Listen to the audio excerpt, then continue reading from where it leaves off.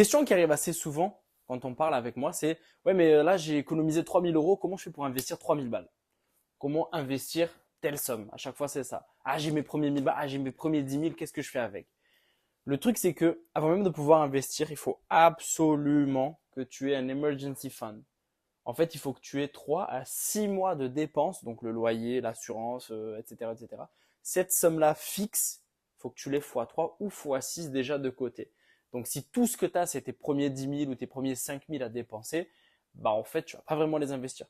Tu vas les garder et tu vas les utiliser pour si jamais la batterie pète sur la voiture, si jamais il y a un pneu crevé, si jamais il y a une dépense santé inattendue plutôt que d'aller les investir. Parce que si jamais tu les investis, tu es en train de saisir des occasions, des opportunités. Et si tu dois retaper dans ces comptes-là, dans ces investissements-là pour pouvoir te sortir des galères, bah c'est pas bon. C'est vraiment pas bon parce que si demain tu es à moins 20% sur un investissement et que tu as vraiment besoin de l'argent, bah, tu vas les retirer à moins 20%. Donc tu vas perdre de l'argent parce que tu es dans la galère. Et en faisant ça, eh bah, cet argent-là, une fois qu'il est investi, il ne revient pas. Donc tu le laisses travailler à la longue et c'est exactement ce qu'il faut faire.